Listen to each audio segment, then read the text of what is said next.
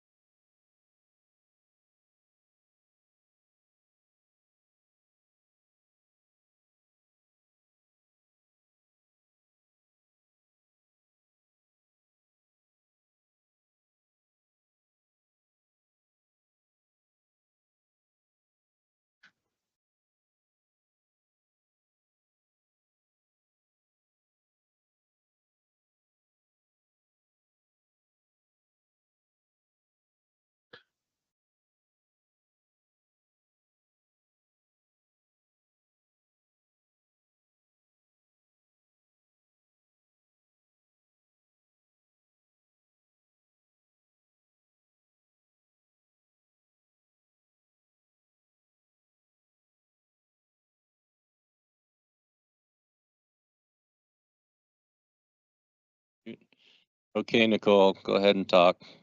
Hi, Go ahead, Nicole. guys. Can you Good, hear we can. me? Yes, we do. Thank you. Excellent. Thank you so much for your help.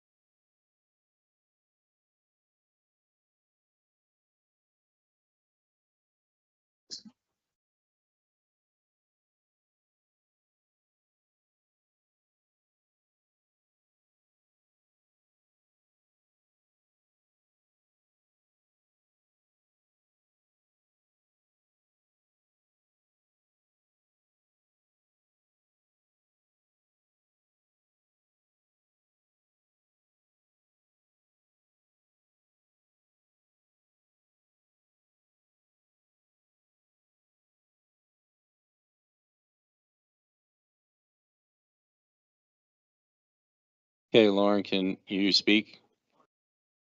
Hi, guys. Good, you're good. Thank you. You're Thank live. you. Okay. Thank you so much. Thanks.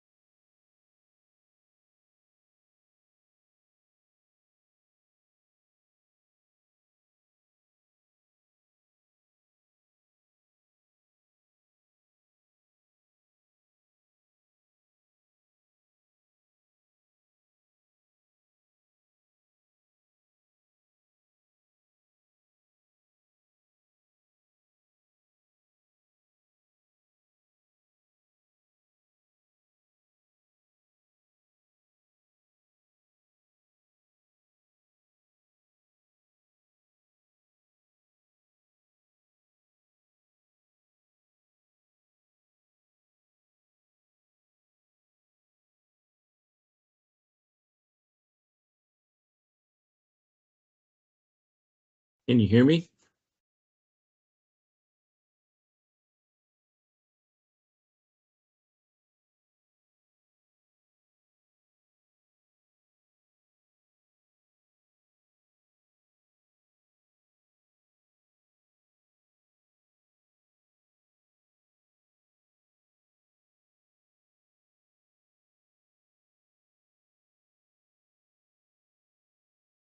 This meeting is now called to order. Roll call, please. Vice President Cons, Here. Director Wilburn, Here. Director Yanez, Here. Director Payne, Here. President Shandy. Here. The Pledge of Allegiance will be led by Director Wilburn.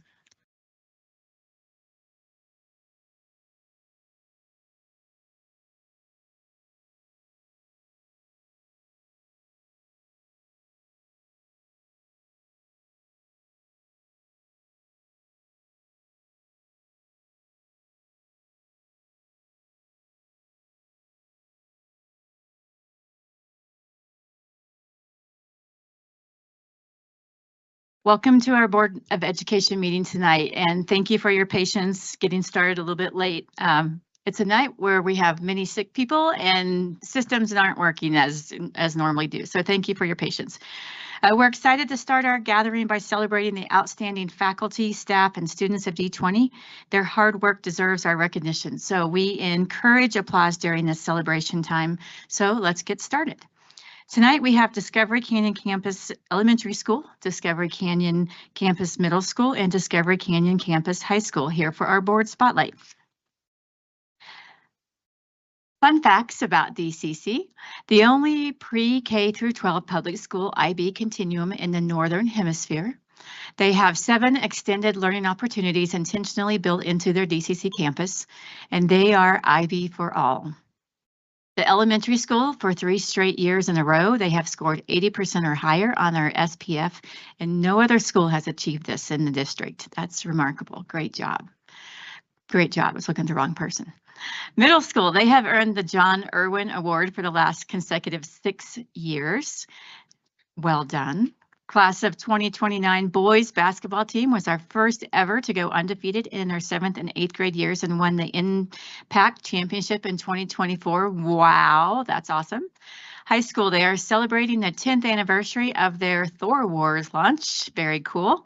They have 2 state championships in boys volleyball, 1 state championship in girls swimming, and 1 state championship in boys and girls golf. Excellent. One of their high school athletes, Ashton Prechtel, thank you, yay, was drafted in the 2023 WNBA draft.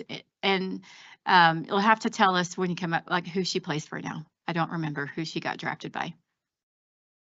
Overseas now. Very good. Okay, so please join me in welcoming Stephen Scott from DCC Elementary School, Veronica Lehman from DCC Middle School, and Matt Mitchell from DCC High School. Please come forward. Yay.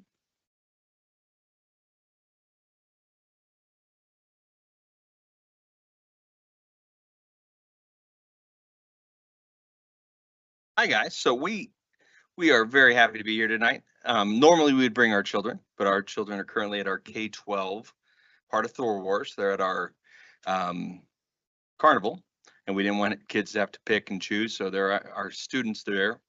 Our high school students are leading that. Our young students are experiencing it. It's a really cool thing. We'll start with a video, if that's all right, that we had some students speak and just show you a little bit about our campus.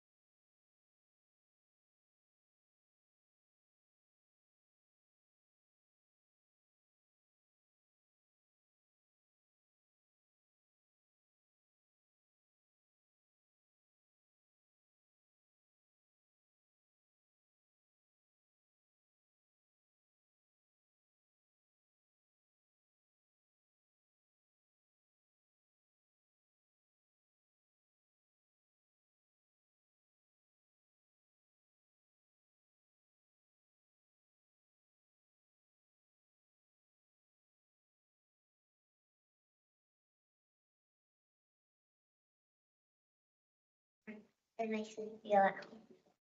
I am Pax, and I am part of Thunder because we have the best principal and because we are a strong community. Hi, my name is Jay Cheller. I'm an 8th grader here at DCC, and what makes me a part of DCC is doing theater with the theater department. My name is Lila Donlin. I'm in 8th grade, and what I know I'm part of DCC is being in student council. I help organize pep assemblies and fundraisers. I get to talk at pep assemblies, and then I think it's really fun how we already spirit points.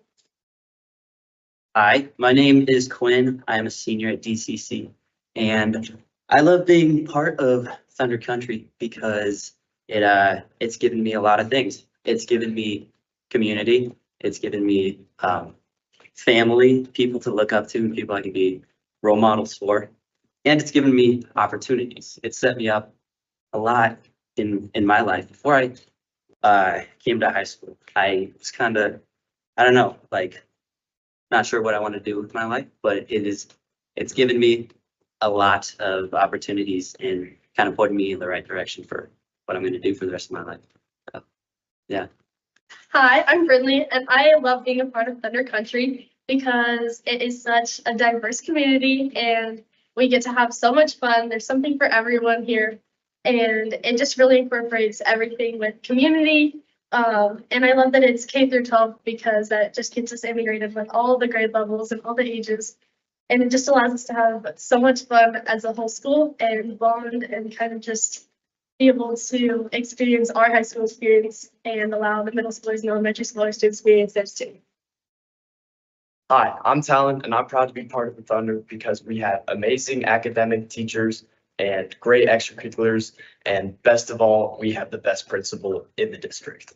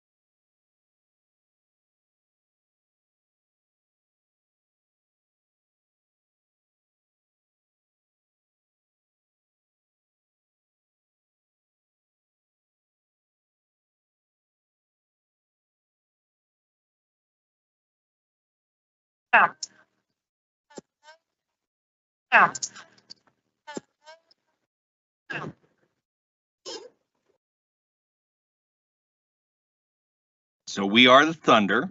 We do a great job in our classrooms. Again, the elementary school's been 3 years over 80% on the SPF. As a parent of one of their former children, she's well prepared. Our middle school is 6 years in a row, John Irwin Award. Our high school has been above a 74 for the past 2 years, 11% gain in the past 2.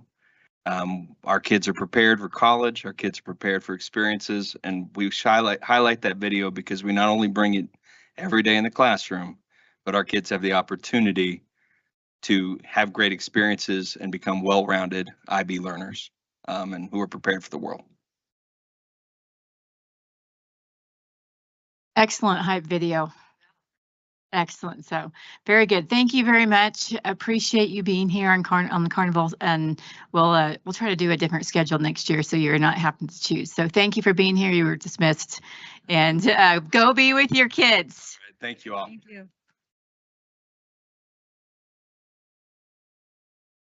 Mrs. Ruckman, are there any updates to the agenda? No, there were no updates to the agenda.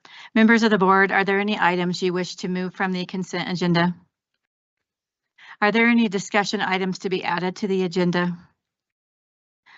May we have a motion to approve the agenda? Moved. Second. Roll call, please. Vice President Cons, Aye. Director Wilburn, Aye. Director Yanez, Aye. Director Payne, Aye. President Shandy. Aye. Board members, does anyone have anything to share for board comments tonight? All right, Director Wilburn.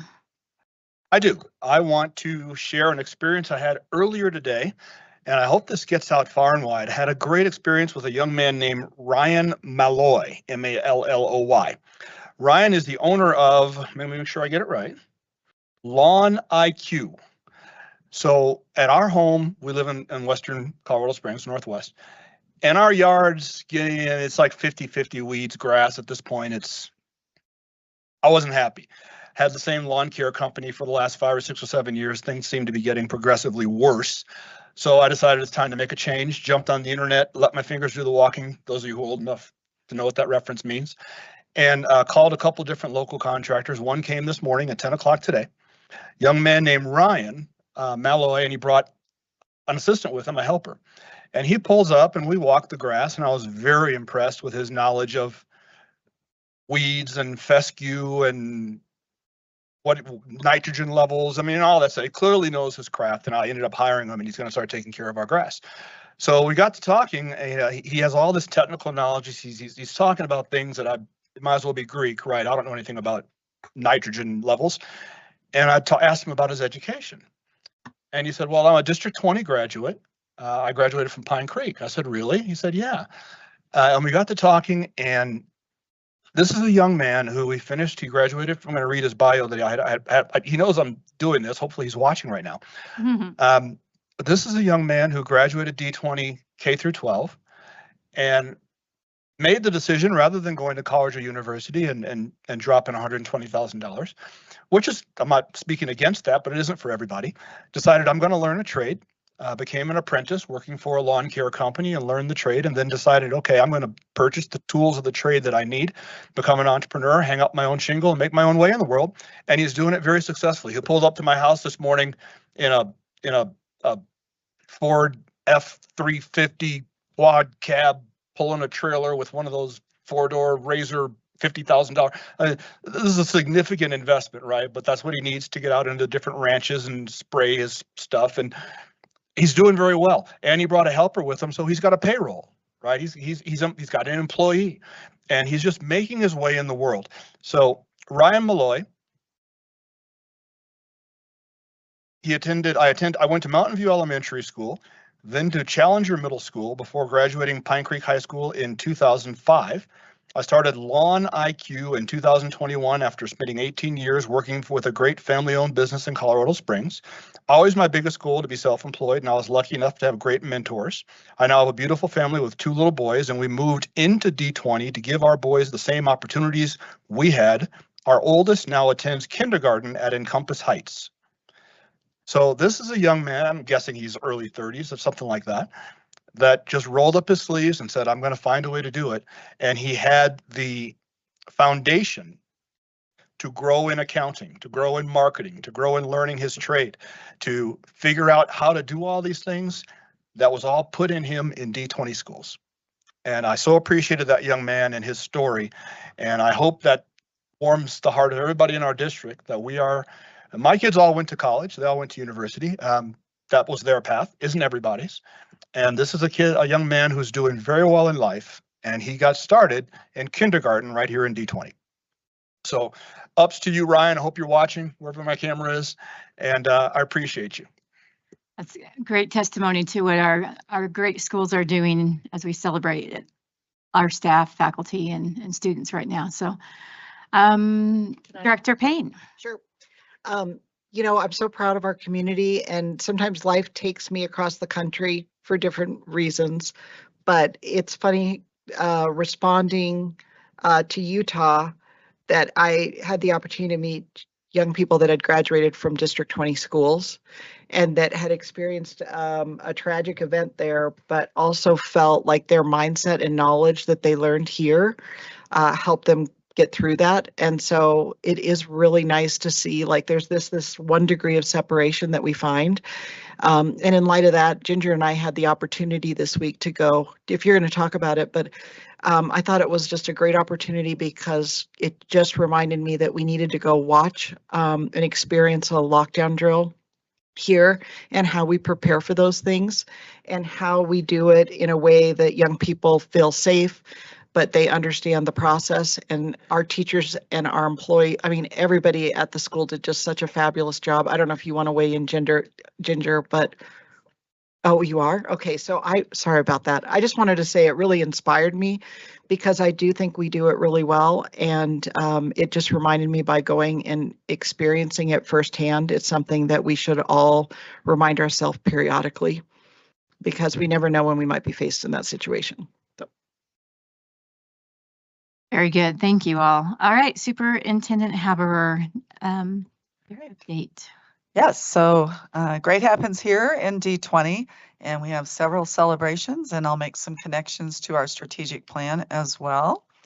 So up first, I asked principals, to share the celebrations that they have at their schools. So Rampart High School, the National Scholastic Press Association named 17 high school news broadcasts from around the nation as finalists for the prestigious Pacemaker Award. So congratulations to Rampart High School's KRAM for making this list. And it's very hard to get on this list. And they're the only program in the entire state of Colorado to be named as a finalist, and the winner will be announced in November. And then Rampart also sent me some other wonderful celebrations, one of them being that they hosted their home cross-country meet on Friday, September 26th, and the girls varsity team took first place out of 20 teams, which cross-country is not an easy sport. We also have an Air Academy mountain bike team. I love that action shot. I think that's pretty cool. So congratulations to them. They recently took home the Division First trophy. The team competes in the Colorado High School Cycling League and races against other high school teams from across the state, as well as a few teams from New Mexico, Wyoming, and South Dakota. And the team includes students from Rampart, Village, and Air Academy High School. So what a great way to bring our students together across the district. And thank you to the team mom, Shay Lorigan, for her beautiful photos. She really did take some great photos there.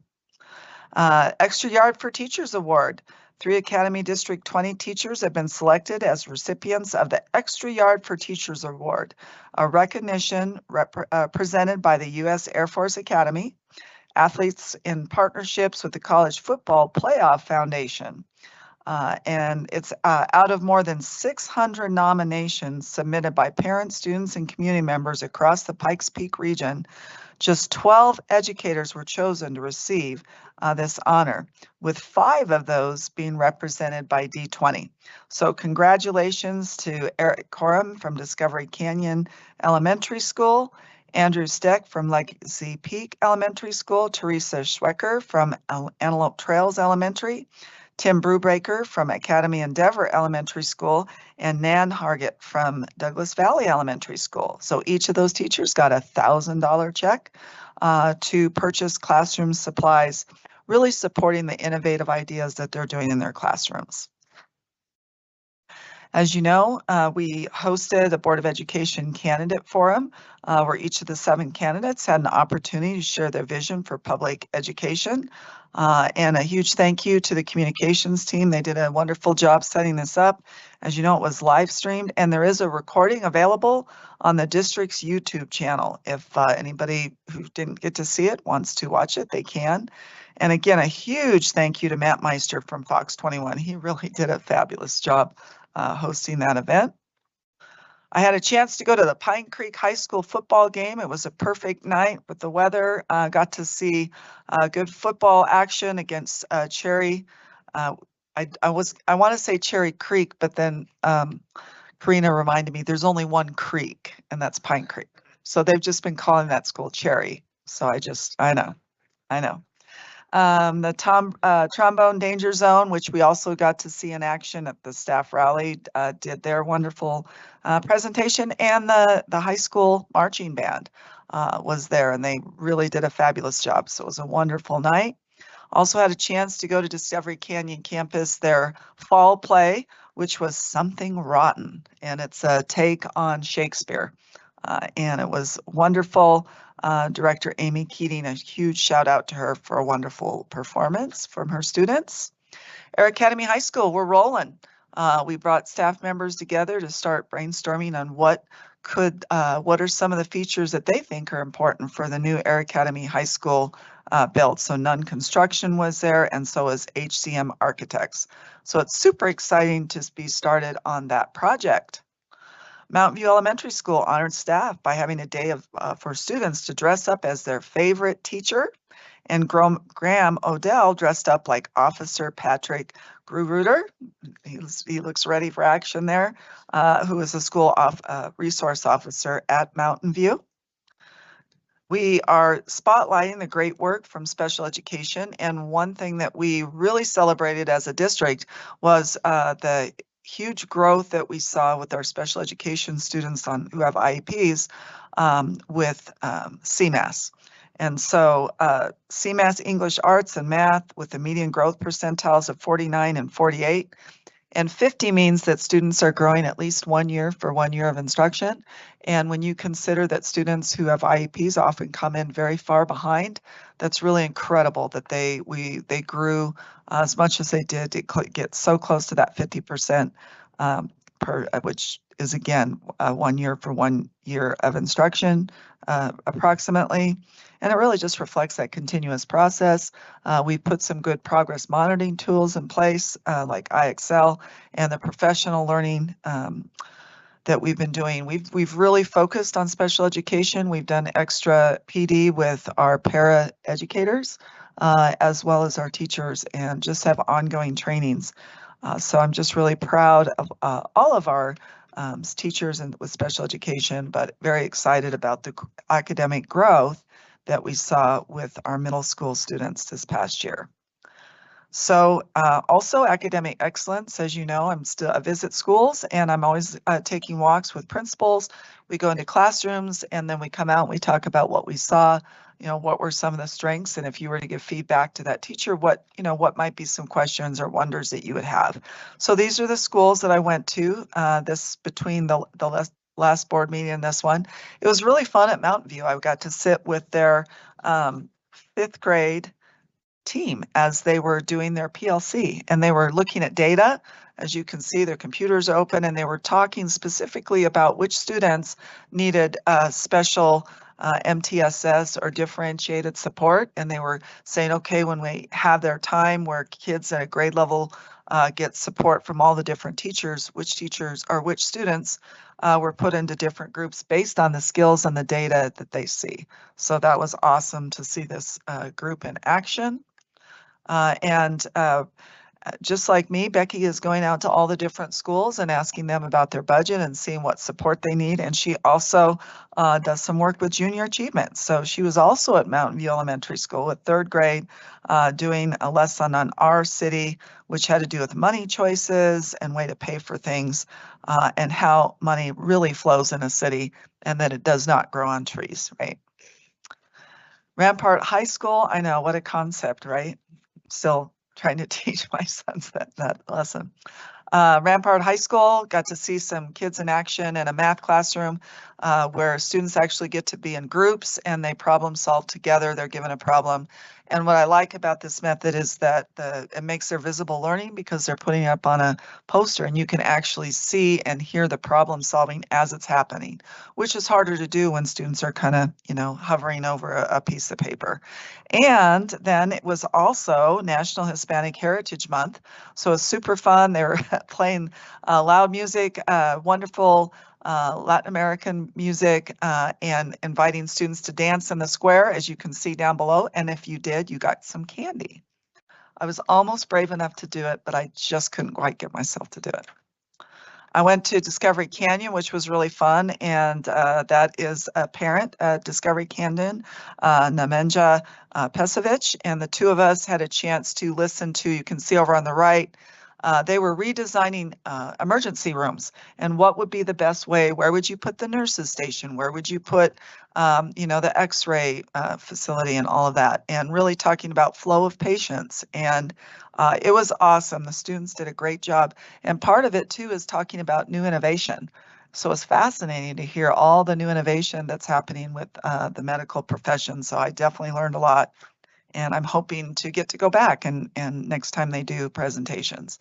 Prairie Hills Elementary School, this is kindergarten, and the kindergarten teacher is Deanne Evans, and you can see students were working on letter sounds and also looking at where do you see some of these words and letters in the books that they were looking at together, and how does that create comprehension for them as well. So that was really fun to see.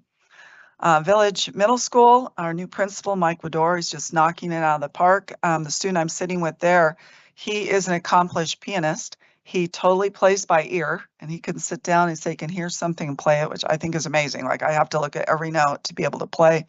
And he was also showing me on IXL how he's setting goals for himself and how that really is motivating for him, because he sets the goal and then IXL gives him that feedback back. And he said that he found that really motivating.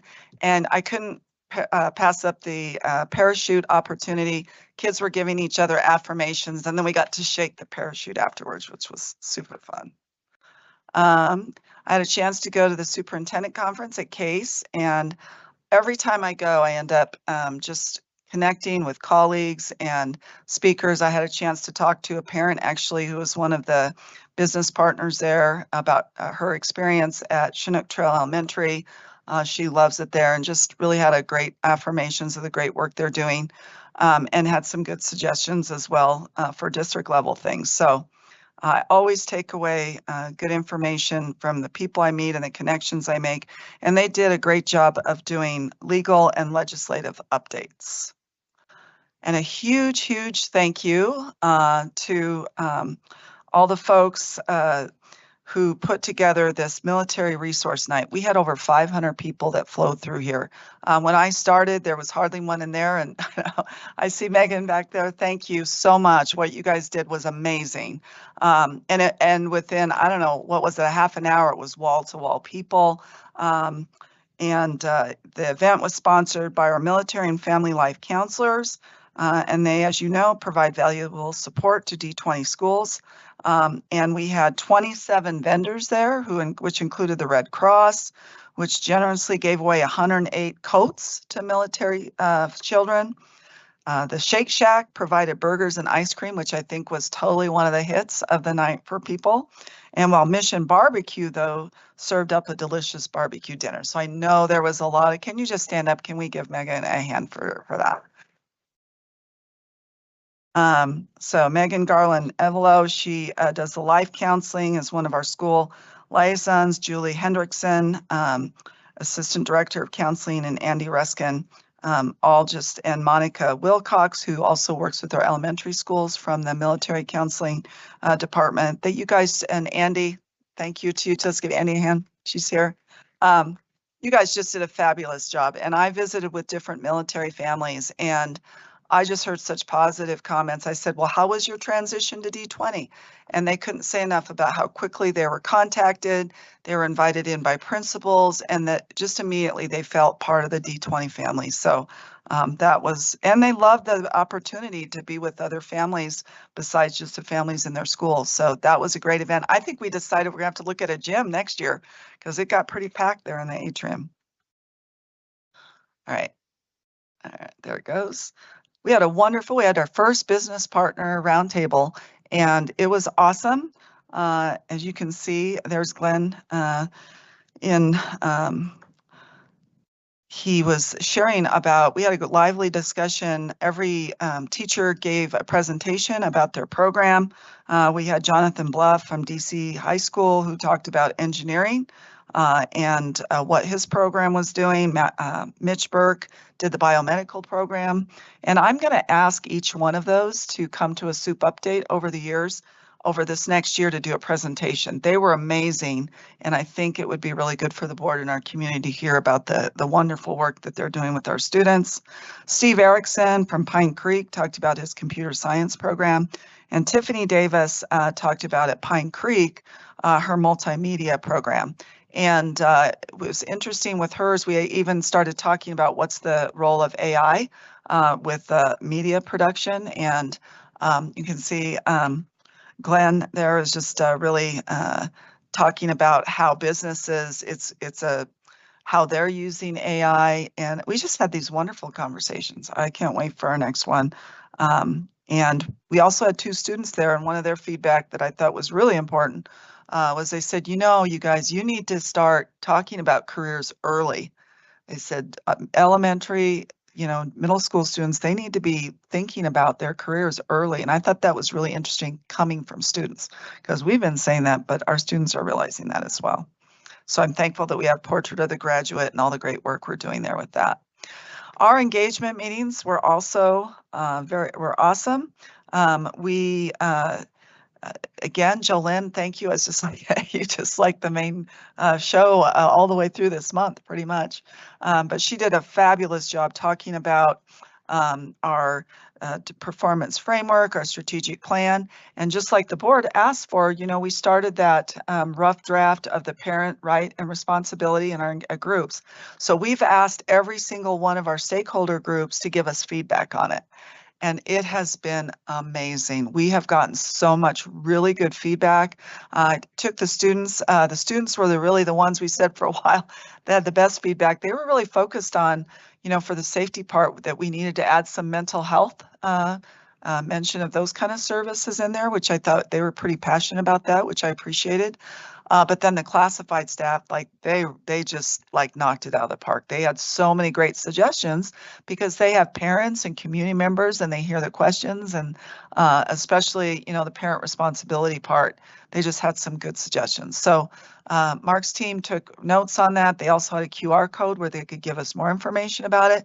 And so we're hoping in November for the study session, we can bring that feedback back to you and maybe bring another draft based on the feedback, so we can just make that really an ongoing kind of document with the goal, you know, maybe being in December that we have that finalized.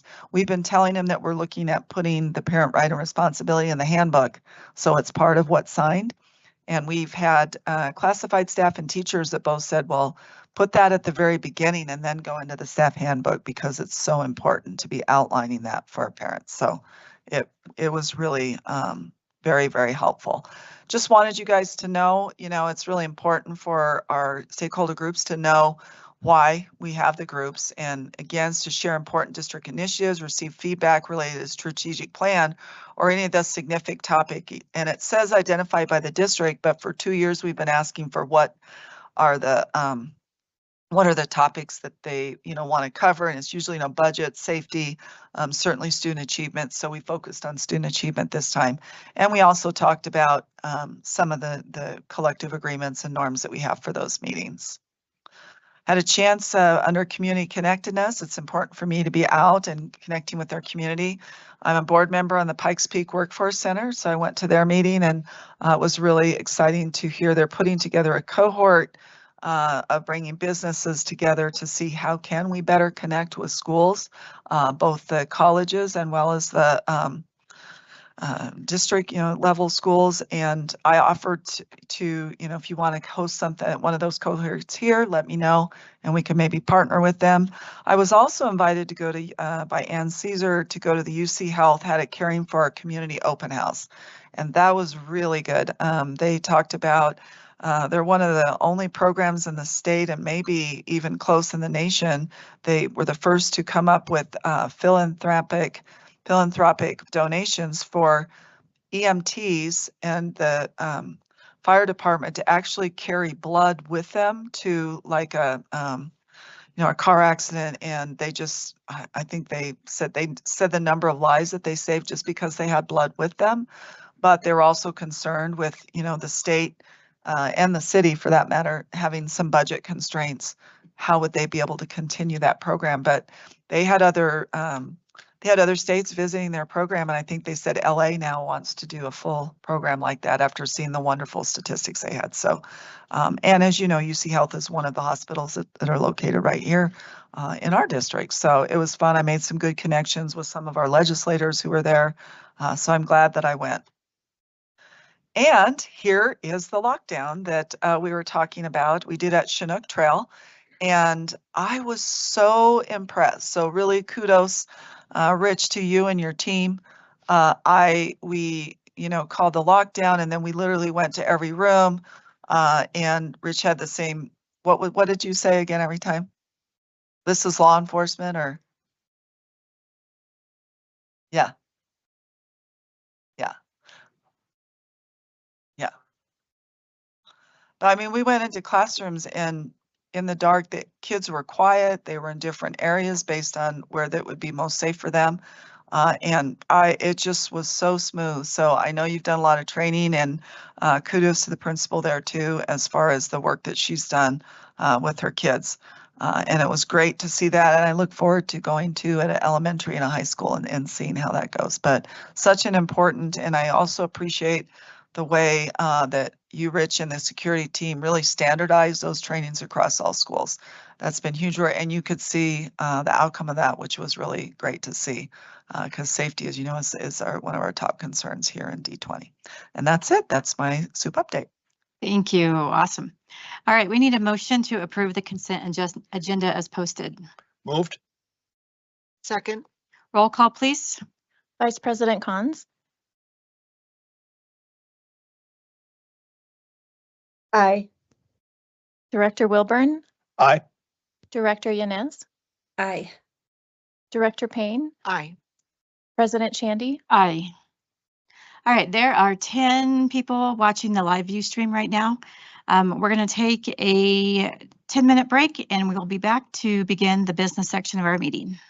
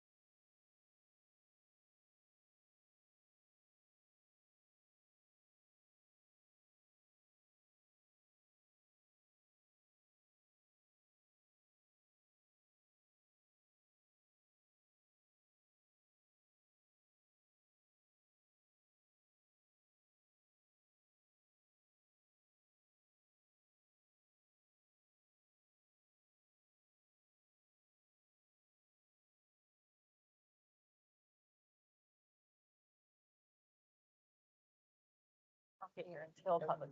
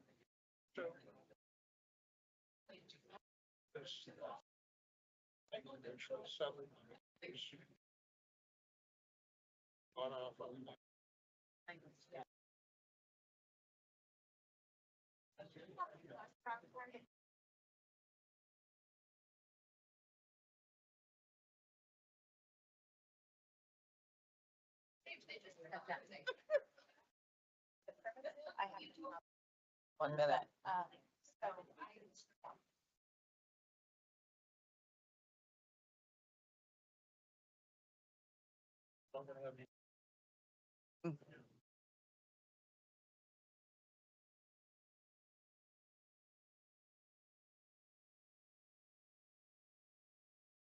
Yes. Yeah. Okay. Yeah, 30 seconds. Thank you.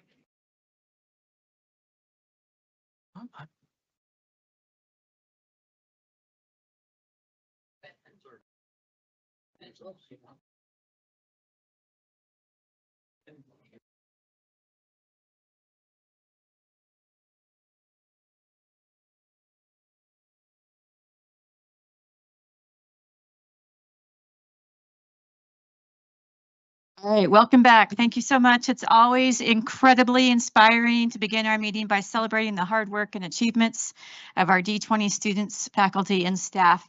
Now we transition into the business portion of our meeting, a time for thoughtful discussion and decision making. Out of respect for this focus, we ask that applause be held during this part of the session as we shift our attention to the important work ahead. Thank you so much. All right, consent agenda. There are no items pulled from the consent agenda, correct? Okay.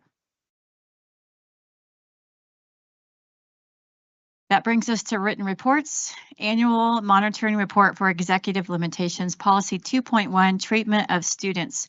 Does anyone have any questions or comments? All right.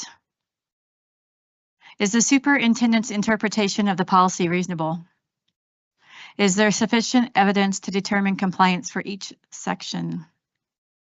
Are all sections in compliance? Recognition of exemplary performance or concerns regarding performance. Would you like to see any additional different evidence or should any part of this policy be changed in the next monitoring report cycle?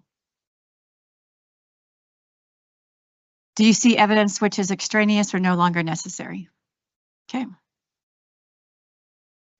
Annual monitoring report for executive limitations policy 2.2, treatment of parents and general public. Does anyone have any questions or comments?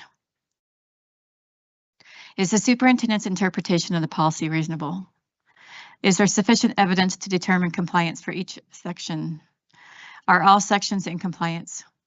Recognition of exemplary performance or concerns regarding performance? Would you like to see any additional different evidence or should any part of this policy be changed in the next monitoring report cycle?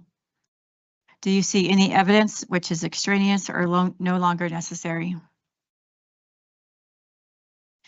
Annual monitoring report for executive limitations policy 2.3, treatment of staff. Does anyone have any questions or concerns? Is the superintendent's interpretation of the policy reasonable? Is there sufficient evidence to determine compliance for each section? Are all sections in compliance? Recognition of exemplary performance or concerns regarding performance? Would you like to see any additional different evidence or should any part of this policy be changed in the next monitoring report cycle? Do you see any evidence which is extraneous or no longer necessary? monthly financial report through August of 2025. Does anyone have any questions or comments? Sustainability of improvements shown in student performance framework. Does anyone have any questions or comments? I have one if nobody else doesn't. All right. So with that, sustainability of improvements shown in student performance. I know we saw a lot of different jumps and different points earned for school performance frameworks from year to year and things like that. And I need a little more information, and can you inform me more? Basically, I'm gonna. why do you see the jumps? Absolutely. So tonight I gave you a couple handouts at your seats. So the first one, so you'll recall when we looked at the district performance framework, there's a very complicated page that has all the cut points, and I provided you 2 examples tonight that we're going to look at as well. And so that is a complicated document to look at. So tonight we prepare a document from the assessment team just to help our schools have a little bit easier view of the different pieces to our CMAS and our PSAT, SAT scores. So we received 2 different sets of scores. One is based on accreditation. So tonight when we look at a school performance framework, that's what we're judged on for the accreditation process, and that's what that scoring system is. There's 4 levels. The other piece of information that we see often represented as meets and exceeds, or how our kids are doing more from the media, looks at a proficiency level. And this is really to provide an instructional level of teaching for the kids. So it looks at each standard that students are learning at a particular grade level in a particular content area, and then how can we better support them. So we get those 2 different sets of data and information. When we start looking specifically at the school performance framework, so tonight it's going to be a little harder for the public to follow along, but I'm going to try to keep us all on the same page. We are going to take a look, because I think, well, and then I have like a little small funny story. Mrs. Allen was trying to help me with our presentation, and she came up with this great analogy around football and how we play a game. So I went, Tacey's already laughing because she knows my level of expertise when it comes to athletics. So I went home and I said to my husband, I need some words. I need some vocabulary for he's like, you're going to need a different analogy. So, so if you'd like the fun story, Mrs. Allen's your person. Tonight, I've got the facts for you and the information. I tried to be a little more creative, but that is just not going to happen for us. So what we're going to look at right now is I took the name of the school off of there, but yours does have the school information. It's a real school in District 20, but it'll just help us look at why these differences occur. So when we look over time, we would not expect to see the exact same score every year. Our best hope is we would see improvement, but there's a lot of pieces and a lot of criteria that goes to building these frameworks. So I'm going to click to the next slide. So this compares, so at your seats, I also provided you 2 years. There's 2024 and oh, here it is. I already lost mine. 2024 and 2025 for a particular school. So when we look at the cover sheet for this school, on the left-hand side, we see 2024. We see that the school received a score of, geez Louise, I'm gonna have to look because I can't see the screen tonight. 98.6, thank you. I'm like, whoa, that's concerning. No, the 98.6. Then we saw that in 2025, the school had dropped to a 72.4. So please know this is something that we spend a lot of time in learning services. Our PSSGs, our principal supervisors, work with our principals very closely to identify these differences, but you really have to start looking. So on this cover sheet, we see the 2 indicator ratings. We have academic achievement. So when we think of achievement, we think about how did those kids do on that test in that classroom. It's an average score of every student who took the assessment that day. When we look at the second indicator, which is academic growth, growth is looking just like Superintendent Haber shared tonight around our special education data. Growth is looking at how students did over time. And so we would expect to see them grow at least a year's worth of growth. So on this framework in 2024, we see that we exceeded in both of these categories. In 2025, on the cover, we see that we exceeded in achievement. So students are learning those grade level standards, but we see that the school was approaching in growth. So we did not see as much growth from these students as we would have hoped or anticipated. So then when we open what I fondly refer, if you've been able to listen to any of my presentations, to the guts of the, the school performance frameworks. And so we start to see some differences. So if we look at 2024, we will see that there are several color bands represented, and we'll see that all of these show up in the exceeds or the meet category. To the far right, we see those color bands. One column to the left of that are the points that were possible and the points that were awarded in each of those categories. So there's a calculation that goes with that piece that looks at achievement. And then there's a second calculation that looks at growth. So when we look at this, we see that there were similar numbers of students who took these assessments in 2024 and in 2025. But when we look at 2025, which is on the right-hand side, we see differences. We see some of our subgroups showing up that we did not see the previous year. So there are things called N-side. Yes, ma'am. Like how I raised my hand. Yes, I like how you raised. And they didn't show up because they were less than 20. Correct. Okay. So there were less than, so the N sizes is what they refer to that. So for academic achievement, it's less than 16. And for growth, it's less than 20. And we call that personally identifiable information. The state wants to make sure, and we're protecting students' information, that if there were only 3 students in a subgroup or in one of our groups, or maybe 10, we might be able to identify who that student is by that smaller number. And so they protect that information. So in 2024, we see that we did not have students, our minority students did not have a score in growth for ELA, for English Language Arts, or for math. So we see now that that subgroup is performing differently, and so that changes the scores and changes the calculations. Now, is this a school that we would want to focus on? Why does growth look lower than it did the year before? Absolutely. Do we want to put instructional practices in place to ensure that there's rigor in the classrooms? Because what growth could mean, because we see that students are exceeding or meeting the grade level expectations, but they're not growing enough. So we might need to increase the rigor or increase the we're teaching standards and enriching those students more than just sticking to those grade level priority standards. So is it safe to say, because we didn't have the data from 2024, because we didn't have the number of students, that hypothetically it could have been pretty much the same as 2025. It just wasn't documented in the same way because of the number of students. Absolutely. The subgroups could have. We do know that Well, it English looks language arts drastically different. It's not. correct. Maybe. Yeah. okay, Right. We'd sorry. want to look further. We do know we want to look at that student group of all students because they did perform in an approaching, and the year before they did performed in exceeds. Okay. So we do see a discrepancy there, but when we Right. start to really look at the guts, the insides of these frameworks, it really starts to show us more information about the subgroups. And then the other thing that came up a lot in the last few weeks with the engagement meetings is, could the same student be represented in more than one subgroup? Absolutely.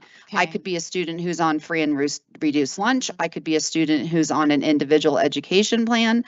And so those students might show up more than one time in that data as well. Okay. That was great information. Do you have any other questions? Go ahead. Did you have more? Did I? No. Okay. I mean, So no. also, No. is there, so there's a sliding scale somewhere in all of the scores as well, right? Like, So there's different ways to look at the scores. When we look at achievement, it's an average, so it's not a sliding score. We're looking at their scale score. So if we were to go pull out our handy dandy cheat sheet, it would tell us where those scale scores landed. When we look at, so the state accountability does not look at these proficiency levels. So the bottom of the sheet that I gave you, I always call them the purple. They're kind of blue, kind of purple. That's where it really starts looking at instructional level and standards. And that's when we start talking about where kids were meeting, exceeding an expectation, and what's their instructional level on the state standards that we need to focus on. Does that help? yeah, no, that's good. And I think it's just proof that you can't just take a number No. and, you know, take it for face value. You have to dig into information like that, like subgroups or what makes the difference. So thank you. I appreciate that. So I have one more thing that Yes. I wrote myself a little note that what this does is it really highlights our ability to be accredited with distinction for 17 years. When you look at all those subgroups and all this data and information, it would be very easy for that not to happen. And so the work, I appreciate Ginger saying Jolene's done all these presentations. I only present the data. It's our schools, it's our principals and our teachers and kids that are working so hard to make that happen. But we would not be accredited with distinction without all of these pieces being in place. And I would tag on to that the systems we have in place, right? Because we just brought all the principals together and then they came together again. They did that root cause analysis, right? So they looked at the data and they said, okay, what do we think are some of the causes for the data we have? And then you have to ask the question, pick one of them and ask the question why 5 times. And you have to dig deeper and deeper. And then you start to say, okay, what's in our control? What's not in our control? Let's not look on what's not in our control, what is in our control. And then, you know, they are able to, through that analysis to say, we're not just going to say, oh, we think it's this and go do something. It may not be. And I know today they had a chance to talk about their root cause analysis. So I'm looking forward to going to the elementary meeting tomorrow to see what they came up with. Absolutely. And all that work, then what comes next is our unified improvement plans. And so our schools and the district have been writing those plans that we submit to CDE as well. So good chance you'll see me again. Thank you very much. Appreciate Thank it. you. All right, that takes us to F, administrative policy updates from the month of September 2025. Does anyone have any questions or comments? I have a comment if I could. Okay.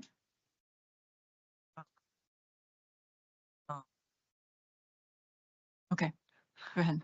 I would like to make a comment about policy IGLR2, which has to do with library books. And Amy and I had a good conversation yesterday and just started talking about, you know, we have this bill of rights and responsibilities for parents, and how can we really use that as a lens when we can, when looking at policy, and of course, stay aligned with state law. And so I would like to propose, and I talked with Kathy Namika around this, with this policy, could we take some of the language that we already have for the parent rights and responsibility and shared commitments and just put it at the top so that parents know that they are absolutely our most important partners.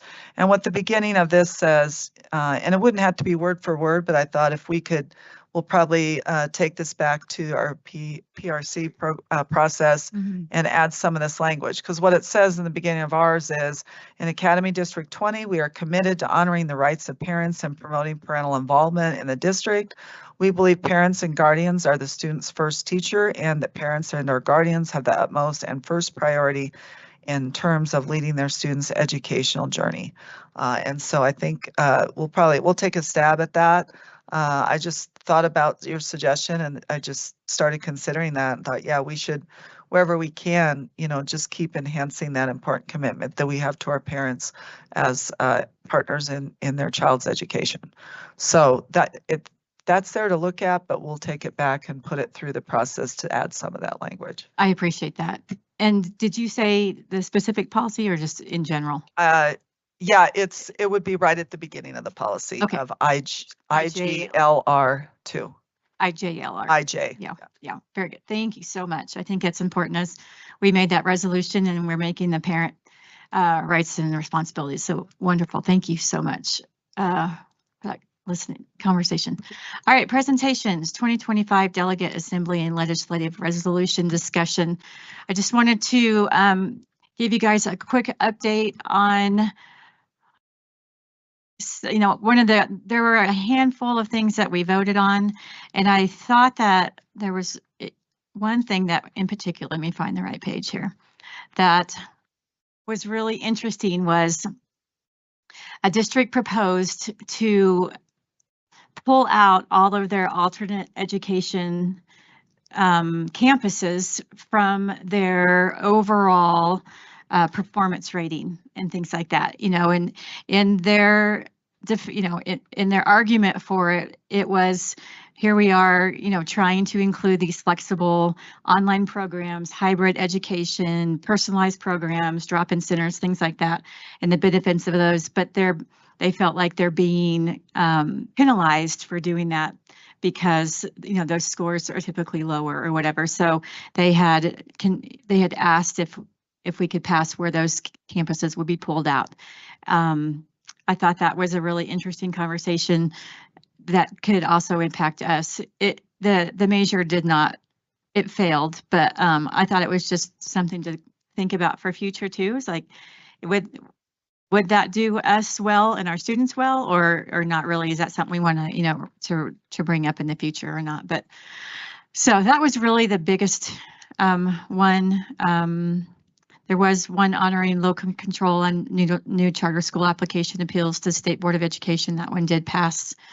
So yeah, that's all for the CASB delegate and legislative resolutions. So I did want to make note, I didn't realize Colonel Herndon is online. They are in government shutdown. And so thank you, Colonel, for being here with us, and I apologize for not recognizing you sooner. So presentations, ELA and writing curriculum. Superintendent Haber. Andy Ruskin and Carrie Evans, come on up.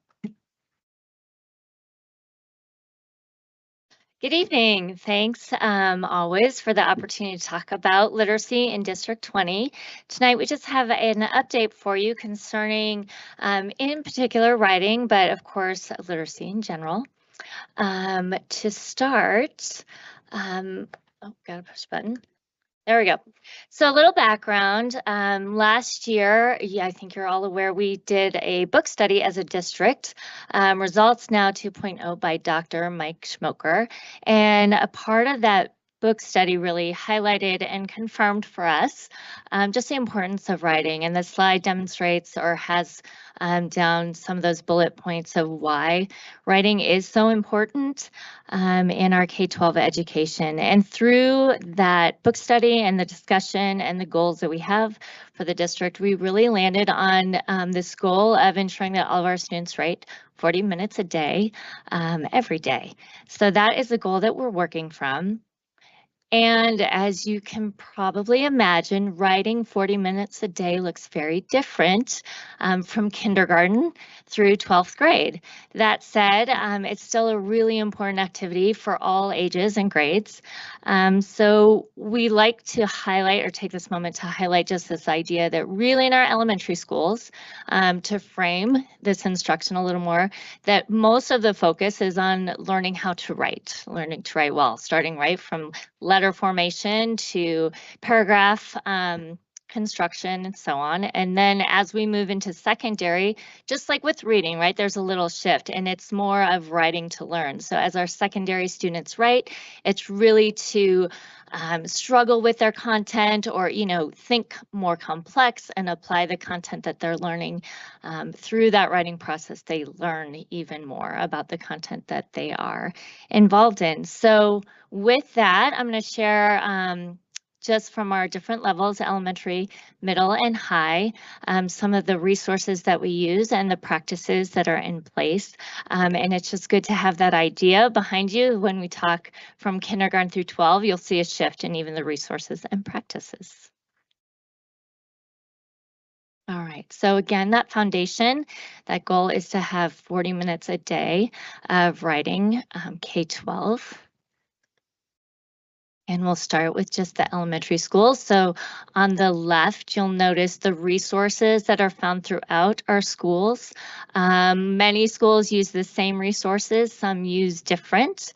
Actually, the top, I want to say about 6 resources that we use are actually our reading and writing programs. So they support both reading and writing. On the bottom of that list, it's more writing specific programs. We do want to highlight too that these are resources. So we teach standards and we teach students, but we use the resources to help us along the way. So there's nothing that we might do cover to cover, word for word, but we really like to teach students where they're at and what they need along the way, and make sure that we're addressing those standards. So then the right of the slides also kind of highlights some of those specific practices that we put into place throughout the content areas. And please just jump in if you have any specific questions. Moving to middle school, again, you'll notice resources move away from actual programs to more structures and processes that our secondary and middle school teachers can use across content areas. For example, CLEAR is a method used through many of our middle schools, and it's a process of writing that can be applied in math and science and social studies, and of course language arts. Again, the practices what I like to see, and I was so happy to hear from our teachers again that even though our kids are getting a bit older, that practice of modeling is still in place, and it's a lot of the teaching about how to write well is still occurring in our middle schools. And then finally, our high schools, you'll see those resources, I think, grow even more, in part because when you look at our high school courses, they start to vary even more. And with every content area, there's different resources that support that content more specifically and better. And so our high school teachers pull from a lot of different resources. I also appreciated hearing from a lot of our high school department chairs how they're working in their PLCs to really determine what practices are resulting in the best learning and achievement. So it was nice. This opportunity was great because I got to really connect with some of our high school teachers even more. And again, those practices across high school. And again, I'm encouraged that these are practices that occur across content areas, not just in language arts. And then finally, the walkthrough form that our C&I and literacy team created collaboratively with input from teachers and literacy experts. But this is a form we started to use last year with our school leaders so that we could walk through all classrooms and just start to gauge what is the need, how can we support teachers in increasing writing if that is a need, what kind of resources can we provide. Some of the things that are highlighted, we don't just look at writing as happening, but how rigorous is that writing? We really found that there was a need to define, you wouldn't think, but actually to define what is writing, because there's all different forms and annotating. And again, we wanted to recognize in classrooms when we're in there, writing may not be happening in that moment that we were walking through the classroom, but you can really see evidence of writing happening throughout the classroom and of course all the kids' materials. So we use that as well. And that's all we have for you tonight, but welcome any questions that you might have. I think that's incredibly helpful to know how we are implementing the writing piece of what we're striving to do. And I just found that really incredibly helpful. So thank you so much for sharing it. Does anyone else have any questions or comments? President Shandy. Yes, Director Yanez. Sorry. I'm really sorry I'm not there in person, and I apologize for not sending any questions ahead of time. I just have not been feeling well. I was wondering about, as someone who is a writing major, said no one ever, right? Like that's, everyone thinks that's just this terrible thing to do, but it is not. There are some certifications in technical writing that I actually considered technical writing at one point as a career path. And I just was wondering if we have ever thought about that for like our high school students and looking into some of that. I'm literally saying as much as I know about that, but that might be kind of an interesting offering. And then I really value what you said about prompts that are meaningful. I think when I taught 6th grade English, you can be the teacher that's trying to, and I was, have kids write more and make it fun, right? Like I'm just trying to get kids engaged. I'm trying to have kids, and I think there's a place for that piece of creative writing, but the explicit teaching of, types of sentences. I have to call out Tess Livingston, who literally taught me how to teach kids how to write. She's at Encompass Heights now. It's very, you have to be consistent and you have to be explicit in your instruction. And so it can feel a little overwhelming and, but I really value what you said about that. One of the things that comes up in conversation, I think, often is grammar instruction. We're not teaching kids grammar anymore. They don't understand parts of speech. They don't understand types of sentences. I notice not only in the programming, obviously we actually used IXL in the vocabulary area back at Windman Roberts years ago, but certainly No Red Ink and other programs. Teaching grammar is embedded in our standards, and I think there's a lot of information out there about how best to teach grammar. In context is what I always kind of come back down to. And I just want to know, I just am curious as to kind of the feelings around that specifically, that you came across really at the elementary level.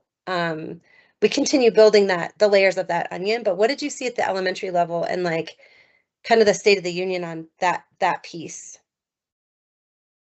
Yeah, well, I have some thoughts, and then I'm even going to have my partner Carrie talk a little bit because she was just in a building not too long ago, and I know she can speak to this as well. Yes, I agree with everything you said. So teaching grammar embedded in writing content, right, and subject content area is the best way. That said, there's also a lot of isolated activities that I think you see more of in elementary to lay that foundation and have some practice, but then that application piece is huge if that information is going to stick. So that is definitely a belief, especially I would say as, again, we teach students how to write. I think that I also want to just comment, there's one of the book studies that we've supported many of our secondary schools with is The Writing Revolution, if you've heard of that story. It's a great book by Nellie Wexler and Doug Lemov, and it really talks about, it gives really hands-on examples of how to teach writing within your content, but really to draw attention to how syntax and grammar really emphasize your message and communication. So again, it's that within context, but teaching and emphasizing the importance of grammar. So we have a lot of middle schools in particular that voluntarily have asked for support and training with that resource. Carrie, you want to talk about a little more about that? Well, I just would say I agree with everything that you just said in terms of, especially in the elementary level, it's a layered approach for grammar instruction, right? They are getting very explicit instruction through what you might consider the reading part. It's often embedded within the reading resources that they use, but then we look for transference in the writing piece, and that's really where they are getting the feedback based on the rubric from what they are writing. So that's all I really have to add. That's fantastic. I'm actually listening on Audible to the Writing Revolution. What book is that? Yes, I'm listening to it. It's hard. I really should be highlighting it. I feel like I'm cheating by listening to a book on writing and not highlighting. But thank you for that, because I think there's a little misconception that like people like to make sometimes those generalized blanket statements like we just don't teach grammar anymore, and that's really not true. It's when you major in writing, you get to take advanced grammar, I don't know, 2000 or something, and you're diagramming sentences that take an entire page. And while that might not be the same approach, although I would say that it is a valuable exercise to do it at least a little bit, that it is happening. And I think that's just a message that people need to hear. And often I think I've run across people that have questions about that and have asked me about that in the past. So thank you so much for clearing that piece up. And for the attention, 45 minutes of writing a day. I think I need to start doing that again. And not just emails. I heard journaling is really a healthy thing to do. Well, thank you so much. Can I ask really quick, Director Payne? Thank you, President Shandy. I wanted to ask, because this often comes up with AI in the classrooms and digital, we have little digital natives running around, and I'm not one of them. And I was just curious, is this a strategy to kind of overcome that by going back to those writing skills and pen to paper, or is this on their computers? It really depends on the grade level. So we shift around typically third grade from writing, on paper and pen to producing paragraphs technically on the computer. Not to say that our third graders, fourth graders, fifth graders, so and so on are not physically writing, but that's really when they start to learn the process of typing and practicing typing their works on the computer. But just because they are typing does not necessarily mean that's associated with AI. We still are looking for those independent thoughts and critical thinking of even of our smallest learners. No, that's wonderful. Last little question, and this is so selfish to me, but how are we doing on teaching children cursive? So cursive is one of the things in 2010 when the Common Core standards came out. That's what Colorado content standards are based off of. Cursive was actually taken out of the standards. And so it is no longer a standard. And so it's not something that we prioritize in our school at this time, especially with the shift towards that typing piece. Well, and then here's a question. Do you think that, and here's where I'm really proud of my children went through District 20, but when they don't learn cursive and when they are handwriting things, is there any thought, even if it's not part of standards, is there any thought that there's a benefit to making sure that that's part of what we teach children on the cursive side? Sure. Am I just being old fashioned? Yeah, no. And, it isn't a standard and it's not something that we necessarily track closely. That said, I can also, off the top of my head, name 3 schools that I know still provide opportunity for students to learn. So usually in 3rd grade, and of course, I would need to double check as far as where all of our schools stand, because not all potentially, take this time, but many do. It's more of a kind of independent practice time, the worksheets that you trace. Whereas I know Carrie and I were talking when we were in school, we had our teacher up on the overhead and she, it was a little more intentional and explicit. So there is work happening. It's just not necessarily broadly and not something we've closely tracked. And the other pieces that I know, of course, if I put my dyslexia hat on, it's actually something that we do explicitly teach to our students who are receiving dyslexia therapy, because that has research shows it actually helps with reading and understanding text when they can have that continuous flow of writing rather than kind of the start-stop that comes with printing. So that's happening. Well, thanks for considering that, because I did recently get a thank you note from my Air Force Academy graduate son, and I had to laugh because it was printed.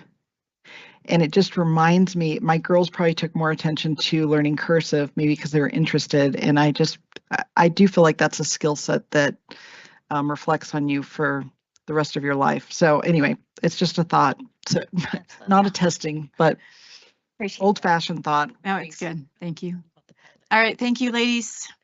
One quick story. Yeah. One quick story as you guys are celebrating D20 grads. I recently was on a trip in Alaska and my husband took a helicopter ride out of Juneau down to Mendenhall Glacier. And he came back from that ride and told me it was a DCC grad. No way. Yeah, a 2019 grad from DCC. So small world, but exciting and very cool things. So I would share. Thank you for sharing that. We always love to celebrate our D20 graduates, so thank you. All right, Mr. Belcher, how many people have signed up to speak during public comment section 1? We have 1 speaker. The board welcomes public comment on issues related to the operation and conduct of district schools in accordance with board governance policy GP 4.4. For members of the public who have registered to comment at tonight's meeting, the board has reserved 2 public comment sections.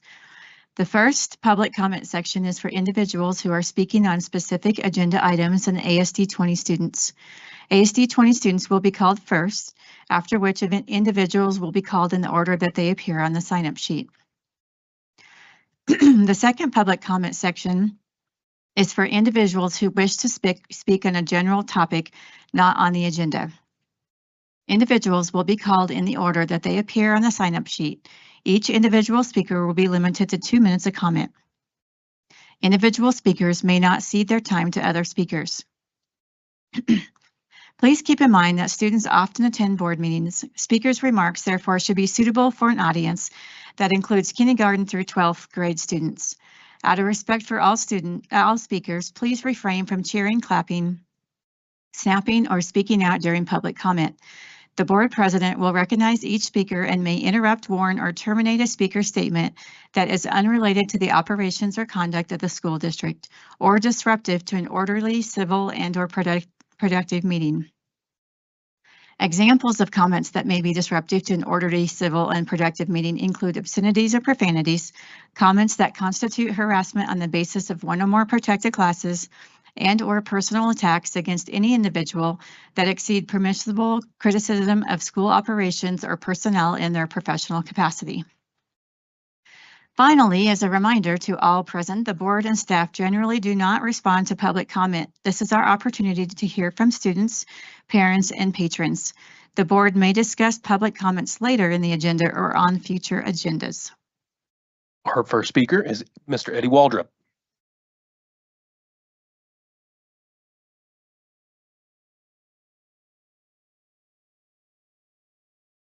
Okay, hello, my name is Dr. Eddie Waldrop. I'm a D20 parent and a candidate for the D20 school board, and I'm very happy to follow that presentation. That is an outstanding book, and since I'm getting ready to read probably about 500 pages of student writing this semester, I hope that a lot of people learn from it.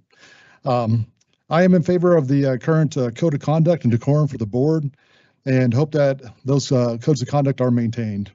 There have been numerous times I've sat in this room to hear anything from peaceful prayers to calls for concerns noticed in schools to outright vitriol and ad hominem attacks. Going through the process to be a candidate for the board has opened my eyes to some of what you have gone through. Therefore, I'd like to express my appreciation for what you have all contributed to our community.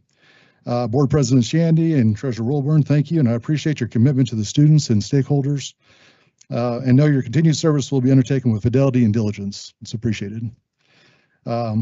Vice President Collins and Director Yanez, I was hoping to see you guys here tonight, but I hope you guys hear me well. As your time to the board comes to an end, I'd like to thank you for all that you've done, your time and dedication to our students and our community, and wish you all the best as you move forward in the next chapter of your lives. Director Payne, it has been a distinct honor to get to know you and run alongside you during the selection season. I think you've done an outstanding job with your time on the board and came into the board at a critical time when challenging and courageous decisions need to be made. My esteem for your knowledge and leadership has only grown over time, and I hope to sit next to you during the next 10 years as elected members to represent the constituents of our great district. Thanks again to all of you. All right, the next item for board consideration is Governance Policy 4.4, board meetings. 1 second while I get myself.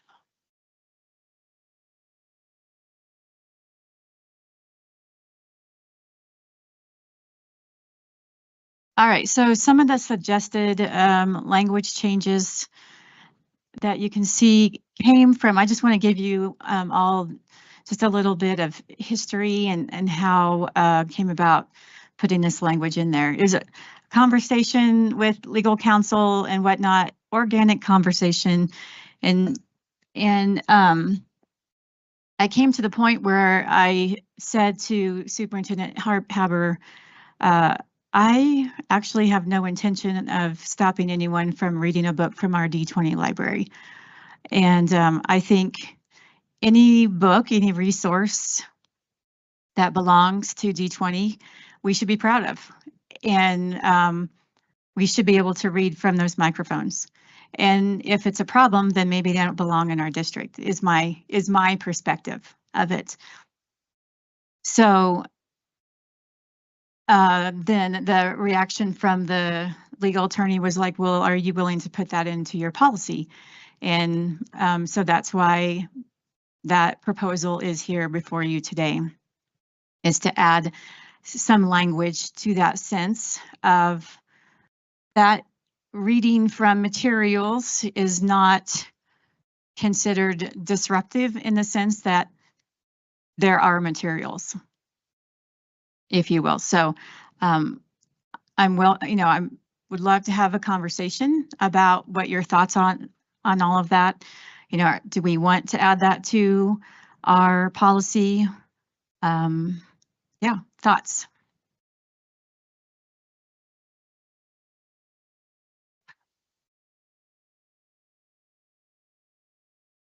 I think you make a very good point. If it is available to our students in our schools, then restricting it from being read to our parents, stakeholders, staff members, board members, what have you, in this room seems hypocritical is not the right word, seems odd. So if your intention as president, for as long as you are, is to allow a parent or whomever to come to the board meeting and read from materials that they have located in our schools, this boardroom is a part of our schools. The EAC is a part of our schools. I mean, we're one big family. So I have no problem with it. I think it's a good addition. I think it's a good revision. Here's what I think some of you I had circulated from my colleague and friend that's the chair of the State Board of Education for Florida. One of the things that had occurred was asking a superintendent to read from the podium on a microphone a book that had been complained upon that was found in his school. And the point that they made is and he said, the superintendent said, I can't read that. I can't read it out loud. He's like, start with paragraph 1. And he's like, I'm not comfortable. It's not appropriate. It's not appropriate for the audience here. And what it did bring about some real realization to say, if it's not appropriate for the audience here at an adult meeting, how is it appropriate for a school? My question, in addition to your comments, since we can have this candid conversation, is if they're going to be able to read that here, do we feel confident? And I appreciate in learning about all this that there is that policy that's been put forth. I think that a lot of people have been looking at as D20 created a policy. Do we feel, and it's a question for you, do we feel like there's an internal process to review the books that are on our library shelves to make sure that we are constantly doing that weeding process? And that's just my question, if you could kind of go through that. I do. We definitely have a process on that. And Tacey Killingsworth, I'm glad she's here tonight because she was really over as we were working through and putting together. I think we have one of the best processes in the state. We were asked by CASE to do a presentation on the process that we've put in place here. And thank you to board members. You guys gave us feedback as far as if a book is challenged. We have a really good process. And as you know, that's what the new law says. You have to have a process in place. We're very proud of our process. So that's one part of the piece. The other piece is around the weeding and the selection of books. And Tacey, do you want to talk a little more about that process? Yeah, I'm glad I'm here too. So we have a pretty good process in place in terms of the weeding out of books and also the selection. And so when Carol Bramschreiber came on as the district librarian, we worked together with all of our school librarians to put together, and it's a packet that I could get you a copy of. I don't obviously have it here. But we worked through what should we consider, and we looked at other policies. We looked at a lot of different things to determine what are the criteria that we should be evaluating books on. And so her and her team put together a whole packet, and it walks them through how you review each book, whether you're buying it or you're reading it from the library. And then they have a lot of PLC timed when they come together and like look at books together, because we want to try to be consistent as possible across our schools. And then Carol, because currently not all of our librarians are certified staff, some are classified. So she goes to every school and sits with them and talks through the process. And you can imagine that our libraries have thousands of books. So she helps them determine, like, how do you put a rotation in, like which part of your library, if you will you review this year or first semester, second semester, depending on the size of the library. And so again, I can get you a copy of that process. Just as a follow-up to that, I know we were putting, some of those are in a young adult section, depending on the age appropriate when we start getting into high school. So they're determining that, how are they determining that and access to that?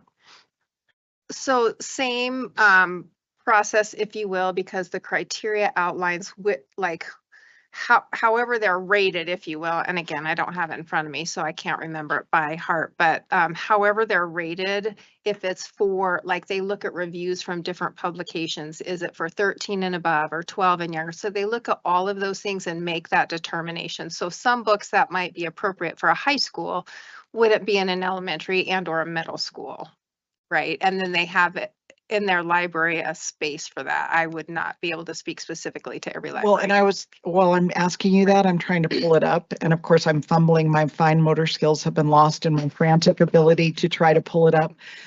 But one of the things I did notice was that in your rating that included literary content and isn't there like a standard for that you're looking for? Mm-hmm. Yep.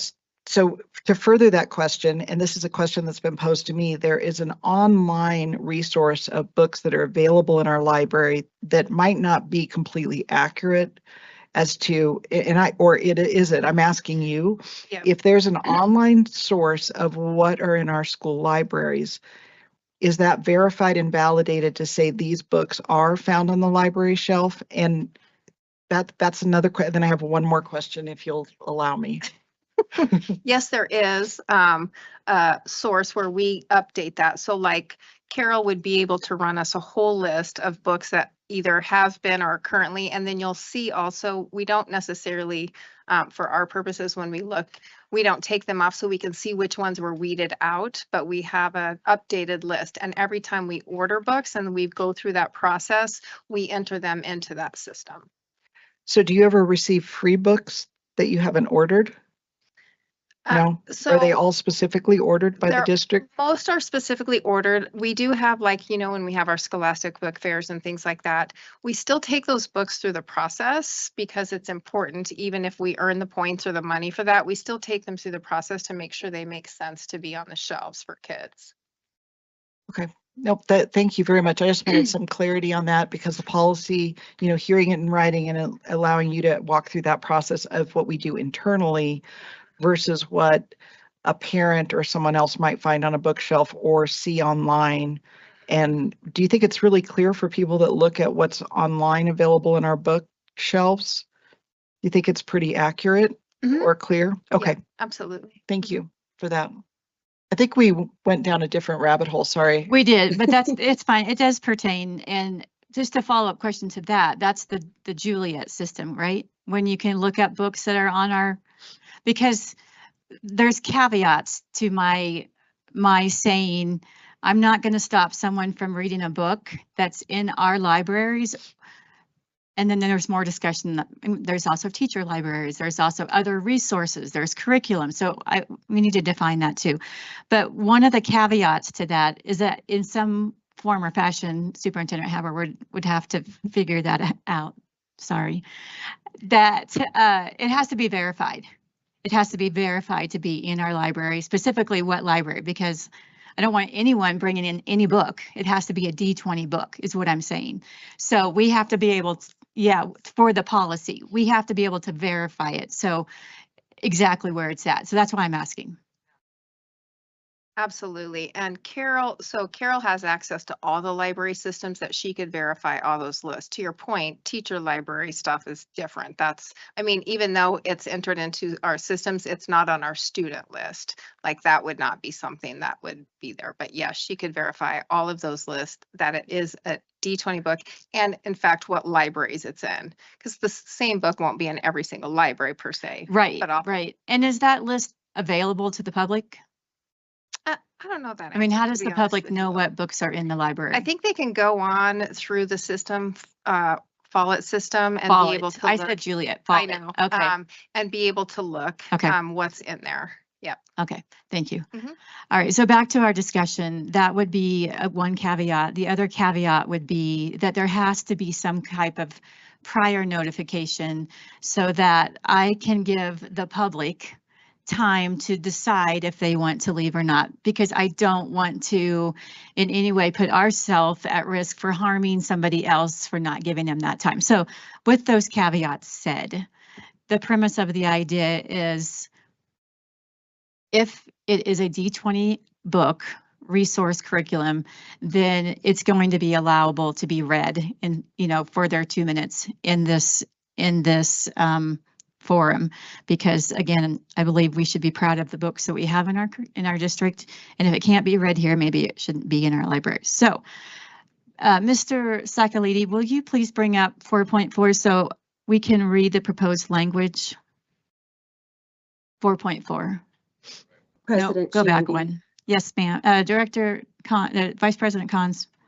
Thanks. Just while he's pulling that up, I just wanted to echo your point and your secondary point that you just made. I agree with you that if the books are in our schools, they can also be in our boardroom. But we do have to be cautious of when we talk about kindergarten through 12th grade students may be present or listening. There's, it's a challenge to figure out how to vet that or give advance notice if a book is in a high school and we have a first grader in attendance. That it's just a concern.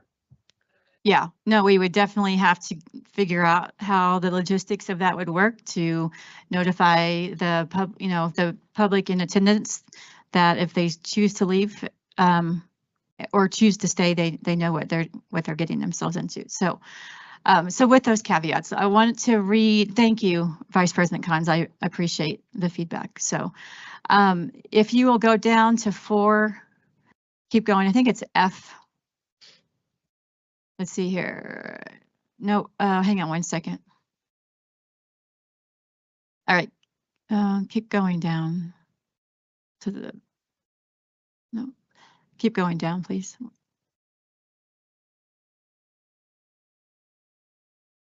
Is there another page? All right, hang on. No. This isn't the amended copy. Okay.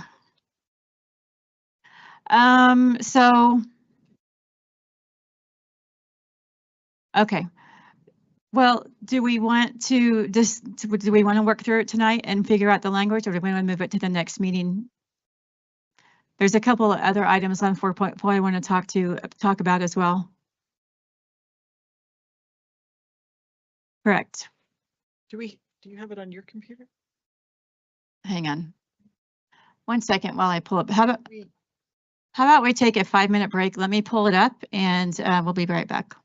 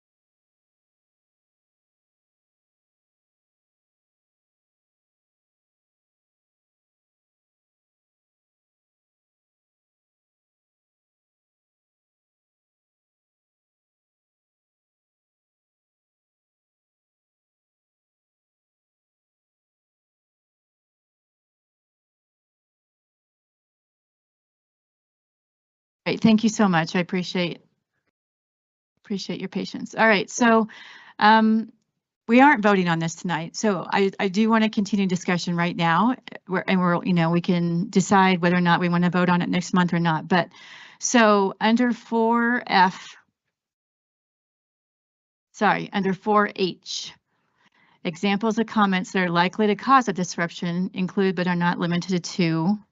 So you can read all of that. So then at the end of that, after capacity, my suggestion was to add something like, notwithstanding the foregoing, reading from district library resources or curriculum materials is not considered disruptive in and of itself.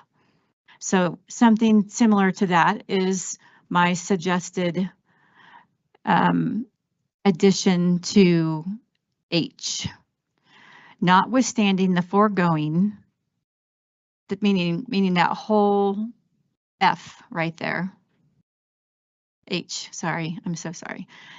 The whole H, and then after H, notwithstanding the foregoing, reading from district library resources or curriculum materials is not considered disruptive in and of itself.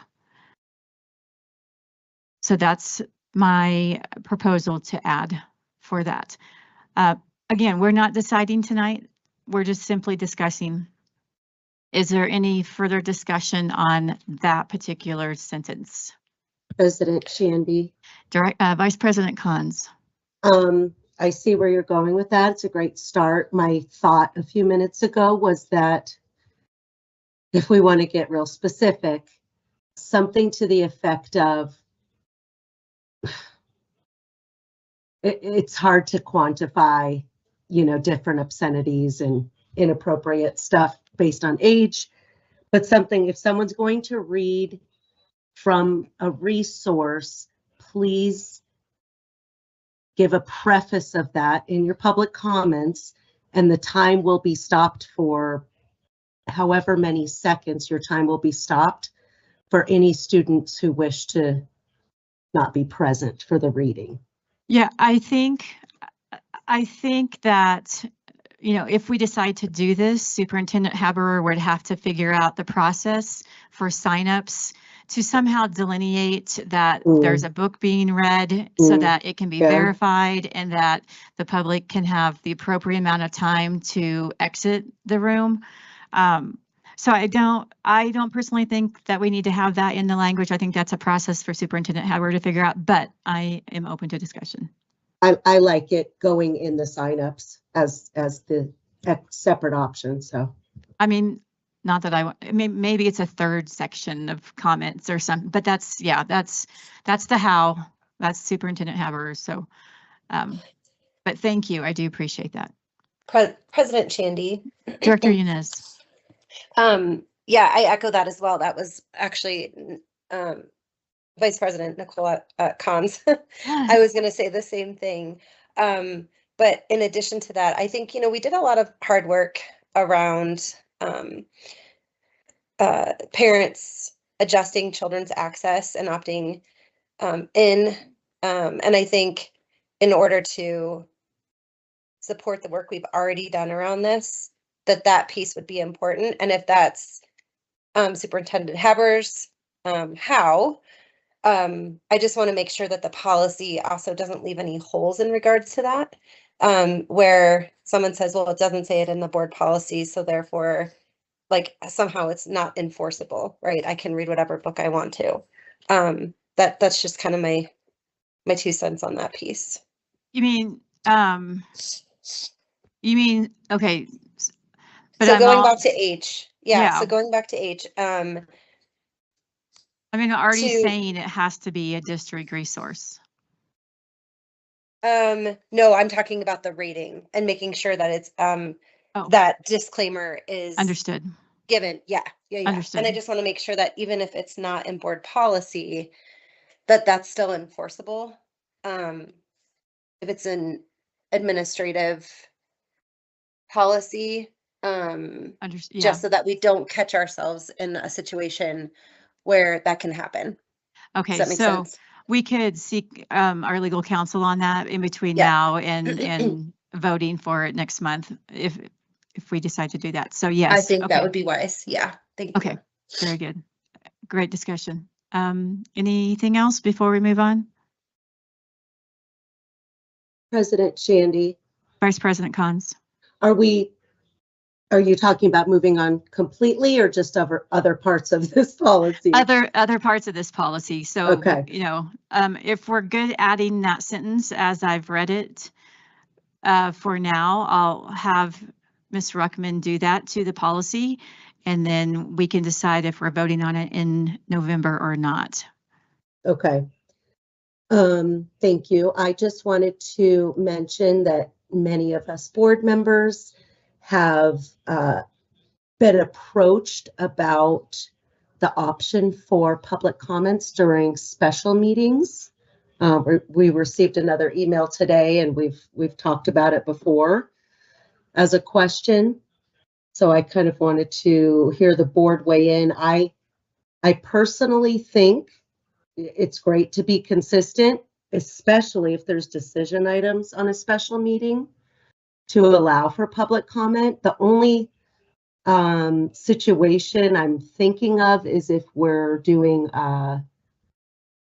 interviews for filling, board seats, vacant board seats. That wouldn't be appropriate. But I want to hear everyone's opinion about allowing comments during special meetings. Do you happen to know off the top of your head which, which? Yeah. For is it L. L? It's L. Like Larry. Yep. Okay. All right. So my first question would be, do we have a historian? Can anyone tell me why historically we don't do comments during special sessions? Nicole, I get our Director, Vice President Cons. Let me throw to Charmers chime. Do you have any idea? I really don't. We chatted briefly about this earlier, but I just couldn't recall it ever being an issue before. And I think we've had some necessity for a few special meetings lately, in addition to our regular meetings, because of pertinent, timely decisions that needed to be made. Mm-hmm. So just in my 4 years, that's a very short time in this district. I don't know why that would be the case, but it just was not an issue. Mr. Belcher, may I ask you a question? Of course. You are Mr. Consistent, right? Like, no, this is why we do it. We want to be consistent with messaging. We want to whatever. If we get into making meeting by meeting, decisions for special meetings, I mean, your thoughts on that? Because there are times it would be appropriate, and then there are times like if we have to fill a seat or something like that, when you don't really public comments really aren't appropriate. So generally, what are your thoughts about adding public comments to special sessions as I think as special meetings have included some more recent decision items, I think it could be appropriate to open it up, but you might bifurcate this item and say something to the effect of public comments may be taken at special meetings where directors are not being appointed or superintendents are not being interviewed, something to the effect of personnel or votes on a person.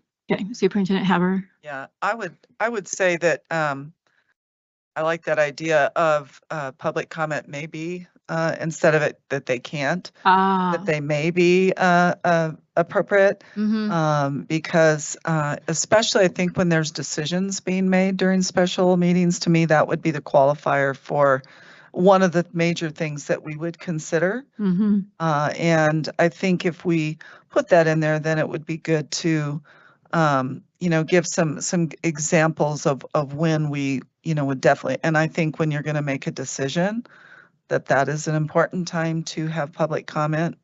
That's one I think that comes to mind most importantly. Or if we know it's a topic that we've already gotten some feedback on, from the community, and we think that there is a desire from the community to have a discussion around it. Mm-hmm. That's good. I like the maybe option. Any other thoughts? President Shandy. Director Yanez, she beat you. The one, I kind of looked at Robert's rules quickly, and there's no you. specific rule pertaining to or dictating public comment in special meetings. But the general principle is that the special meeting is limited to transaction only the business for which it was called. So it doesn't look, it looks like, well, it's not required. If the body chooses, it's deemed appropriate, right? Okay, so it might be another thing to get some legal counsel on. We'll add that to our list for this policy. All right. So I'm just gonna, are you good? Director Wilburn, did you have something you wanted to add? You may have just, I like Superintendent Haberer's suggestion of adding the word may. On this one, barring some legal hurdles, which I don't really see, I think less is more. I think simply replacing will not with the word may solves the problem, and not getting into a laundry list of this type of meeting, maybe we will, that type of meeting, maybe we won't, yada, yada, yada. The public is smart enough to figure out where public input is probably appropriate and probably not, that type of thing. I think less is more. I think it's a simple change. We allow people to speak in capacities that don't have anything to do with human resources, that don't have anything to do with hirings and firing, stuff like that. People can figure that out. I think that's the solution. Okay. Again, assuming 16 attorneys don't Yeah. swoop in and say you can't do that. Okay, I will add that to our list for me to discuss with legal counsel. So, okay, are you good with that, Vice President Collins? I'll move on to the next 4.4 item. No, that's perfect. Very wise. Less is always more. I just, you know me. Yeah. No, thank you. I appreciate that. Okay, next item for this has to do with 4.A and 4.F. I know I have been approached, voicemails, whatever. I know several other just people have talked about expanding the sign-up window. It is currently runs from 7 a.m. to 1 p.m. on the day of the meeting on the district website.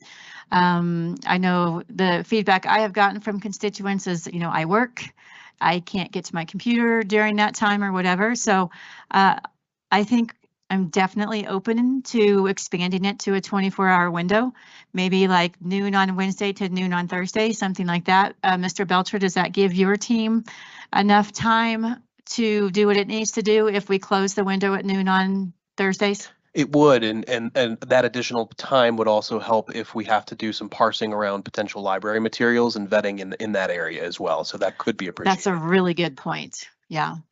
All right, discussion. What do you guys think about a 24-hour window, Wednesday to noon, Thursday to noon? I think that the 7 a.m. to 1 p.m. is unnecessarily restrictive. I always have, for the very reason you cite, and I've heard that too.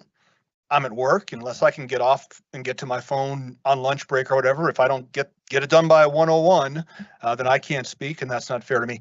I think 7 to 1 is just too tight of a window. If Mr. Belcher's team can handle a full 24 hours, I say we give the public 24 hours or as close to it as we can. Thank you, Director Wilburn. Anyone else? Director Payne? I agree. I think it's important. I mean, it takes 24 hours to check in for my flight. So I think that's just fair. Yeah. And as long as we have the capacity to manage it, it's probably the fairest thing to do. Okay. Anyone else? President Shandy. Director Yanez. I concur. Okay. All right. Ditto. Okay. So let's work on language real fast. So Mrs. Ruckman, those wishing to, 4A, those wishing to speak must sign up electronically between Wednesday noon, and Thursday noon.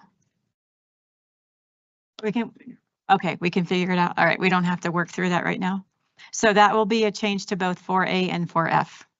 Well, Director Wilburn.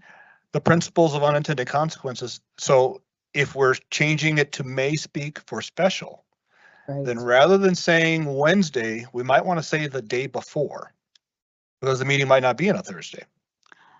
Oh, if it's a special session? Exactly. Yeah, okay, yep. 24-hour window. Yeah, Yeah, it could just be 24 hours before. yeah. Well, if we're gonna say noon, Noon has to stop at Mr. noon. Belcher's good at figuring that stuff out. We'll just, Okay, we'll throw that over excellent. the fence into his yard. Oh, all right, I have nothing further. Does anyone else have anything further on 4.4? I hate to say yes. No, it's okay. Director Payne? And I would go back down to H if you don't mind. Mr. Sacaletti, if you could go back to H.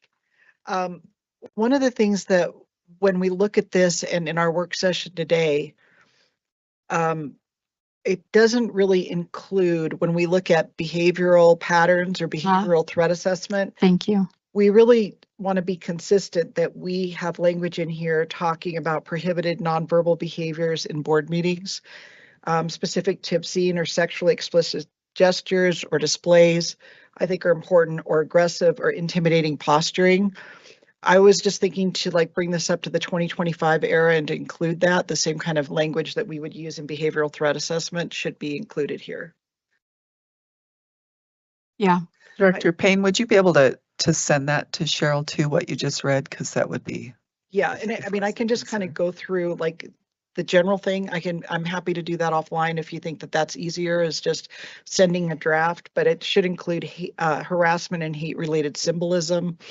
I mean, that's where we are in this country right now. So, and disrupted nonverbal conduct, threatening or stalking behavior is also something that we should include in there. So I would be happy to send that, and then we could maybe review it for the next board meeting. No, that's great, because there are a lot of postures or hand signals or whatever that can be made that are very disruptive that aren't included in this language. So, okay. All right. If you can, Director Wilburn. So this sounds to me like a study session in the making. Maybe we hash this out like that. We have Carol and we have Casey, probably Mr. Payne for some law enforcement background and some things like that. Maybe we just need to get this agenda items scheduled. Okay. Study session for November. Thank you. All right. Thank you, team. That's a great conversation. All right. We need a motion to approve resolution 297-25, approval of school accreditation status. Moved. I second. Discussion, please. No discussion? Okay. Nope. Roll call, please. Vice President Cons, Aye. Director Wilburn, Aye. Director Yanez, Aye. Director Payne, Aye. President Shandy, Aye. All right, we need a motion to approve resolution 298-25, change to capital asset amount and executive limitations policy EL 2.5, asset protection policy provision statement 2.5.9. So moved. A second. Discussion, please. Shandy. Director Wilburn. Actually, I do have a very Becky Allen type question, if I can remember for the life of me where it is. So the move from $5,000 to $10,000 seems perfectly logical to me. In fact, I'm surprised it hasn't happened already. Oh, this is easy. So is the $10,000 retroactive to items being currently depreciated or only for new purchases? When the policy is implemented, which it was just recently, so anything prior, we'll just get it done this year that it's 10,000. We've already looked, and in this fiscal year, we haven't had anything yet of that nature. Okay. So that way it'll be clean for the fiscal year. Perfect. Thank you. All right, any further discussion? Roll call, please. Vice President Cons, Aye. Director Wilburn, Aye. Director Yanez, Aye. Director Payne, Aye. President Shandy, Aye. All right. Mr. Belcher, how many people have signed up to speak during public comment section 2? We have 6 speakers. The board president will recognize each speaker, and consistent with GP 4.4, comments will be curtailed if remarks or behavior becomes inappropriate. The board president may interrupt, warn, or terminate a speaker's statement that is unrelated to the business of the school district, inappropriate for K through 12 students, or disruptive to an orderly, civil, and productive meeting. Thank you for your cooperation. As we call you up to speak tonight, please feel free to come to the front row if you are next on deck. Our first speaker is Kimberly Crevier, and our second speaker is Richard Brown.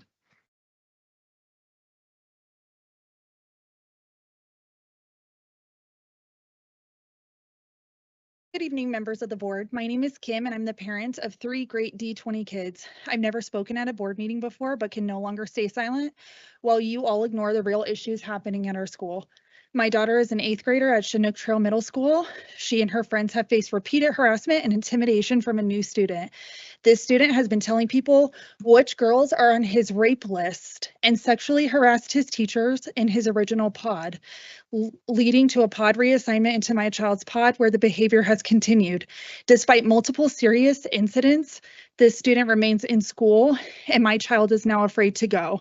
At Legacy Peak Elementary, my son was threatened with violence by another student after multiple meetings with school and district leaders, including Miss Tacey Killingsworth. We were met with defensiveness instead of real action.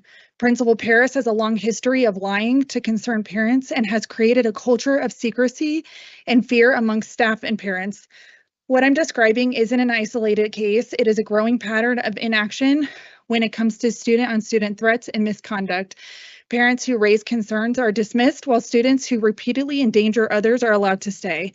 And yet one of our own board candidates, someone who calls herself a school safety expert, focuses on hardening buildings instead of addressing the safety of what happens within those buildings. You can install all the cameras and locks you want, but if students don't feel safe from the behaviors of other students, you failed at the most basic level of protection. If one of my children is harmed by a documented abuser, I promise you the action I take will to be pursue every legal and administrative remedy available to demand transparency and to hold those who failed our children fully accountable. I have 2 requests tonight. Conduct an immediate review of these specific cases and of the district's threat assessment and harassment protocols, and within 30 days. Thank you. Your time is up. Our next speaker is Richard Brown, followed by Brett Dayberry. Richard, are you in the room? Our next speaker is Brett Dayberry, followed by Leah McFan.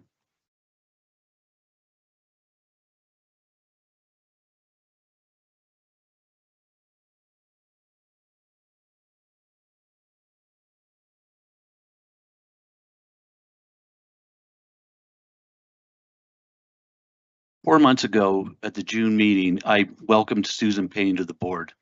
At that time, I recommended you sit down with Amy and Derek to get the text for the ACA non-illegal name change policy that currently reads does not require parental approval changed to read does require parental approval. I also noted that your window of opportunity to make a difference was short because after the summer break, it would soon be campaign season for the November board elections. I then noted that this change, due to you being on the board, would either be made or not. And at that point, the voters of D20 would know who to support or not. Well, here we are 4 months later with no change to the ACA, meaning the district can approve the name change for a student without the parent's approval. Susan Payne, you have failed during this window of opportunity you were given. In my opinion, you do not deserve to be voted onto this board. The voters of D20 aren't looking for an Aaron Salt 2.0 to be on this board. Like you, he spoke a lot about parental rights, and he didn't vote for parental rights. If you were for parental rights, you would have been endorsed by Moms for Liberty, one of the top parental rights organizations in this area and in the country. The 2 candidates on the D20 ballot who have been endorsed by Moms for Liberty are Cynthia Halverson and Eddie Waldrop. And unlike you, both of them would change the ACA to include parental approval.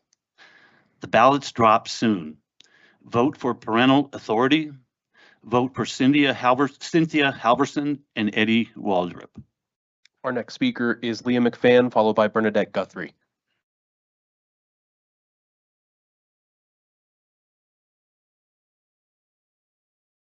Hello, Leah McFan, teacher in the district.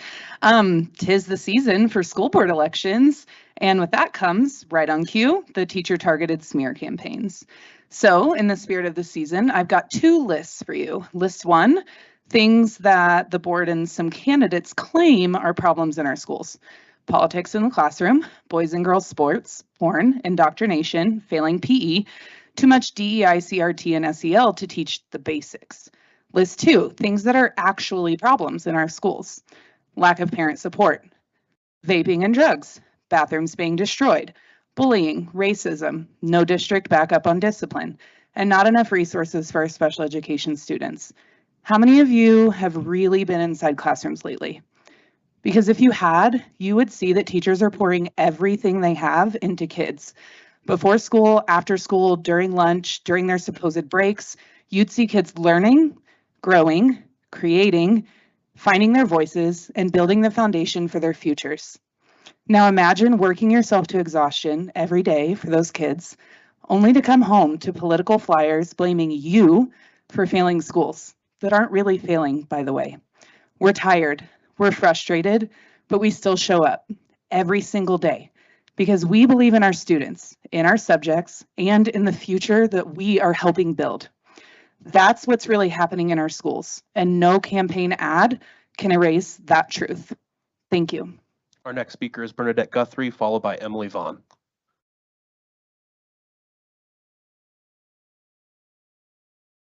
Here tonight to talk about something this board and cabinet claims to value, but really rarely demonstrates: transparency. Recently, we've heard board members and administrators accuse parents and community members of weaponizing Cora, as if asking for public records is an attack. Cora isn't the weapon, secrecy is. If this district conducted itself with openness and integrity, parents wouldn't need to file record requests just to understand the decisions that are being made about their children's education and whether those children are learning in safe and healthy environments.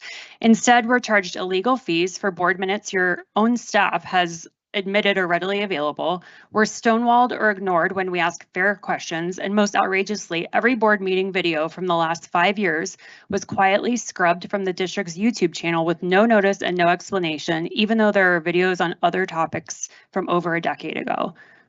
That was the public's only window into your governance, and you shut it. Why would that be? And the lack of transparency doesn't stop there. In election years past, the district has hosted multiple candidate forums to inform voters, but this year, just one that wasn't even put on the district calendar until the day before. Despite outreach from the League of Women's Voters and even a DAC subcommittee chair, the district didn't even respond. Why are you afraid of voters being informed? And let's not forget that our students no longer have opportunities to engage with forums because one of your current board members didn't know how to behave in front of children at a student forum and ruined it for everyone else. It's about a board. This is about a board that claims to serve the public while systematically hiding from it. You are accountable to us, the public, and it's time that you start acting like it. Our next speaker is Emily Vaughn. Emily, are you in the room? Richard Brown, are you in the room? That concludes our public speakers. Thank you. Was our business this evening focused on activities that promote and honor our mission statement, our belief statements, and our global end statement that reminds us that all students will have the knowledge, skills, and character necessary for a successful transition to the next level, and upon graduation will be fully prepared for success? Did the board hear information tonight that would require the review or revision of a policy? Yes, GP 4.4, which we have those modifications and we'll look at next study session for November. Did the board hear information tonight that would require a new policy? Not a new one, I do not believe, no. Did the board hear information tonight that the board would like to include on a future agenda? And that GP 4.4 after we do the study session. And President Shandy. Vice President Cons. Thank you. This is perhaps a minor issue, but the more I thought about Director Payne bringing up cursive, I was fascinated. I think it was Mrs. Ruskin that pointed out that there's research that cursive is actually assisting and helping our dyslexic students. And I just thought that was perhaps something that we could dive into on a future study session, because there just seems to from what was presented, a correlation between the lack of cursive instruction and an increase in dyslexia over the last 10, 15 years. And, you know, aside from the fact that, you know, what Director Payne was saying about all the benefits of cursive, of being able to read historical documents, you know, there's all sorts of benefits. Anyway, it just grew on me as the meeting went on that it might be something we want to hear more about, because we certainly don't have to stick to the state standard minimums in our district. And there's a lot of things our students can handle to be more equipped. Okay, let's put it on November study session as well. I'll look at that when we do agenda setting and see what that study session is looking like. Vice President Collins, did you also want, you had one point, you had mentioned cell phone report, like, what are we doing? Do you still want to do that? No, it was actually the administrative policy update came out the day after I asked that. And statewide and district-wide, we have that prohibition. So we're all good. Thank you for asking. Yeah, I just wanted to make sure. All right, there is no executive session tonight, so this meeting is adjourned.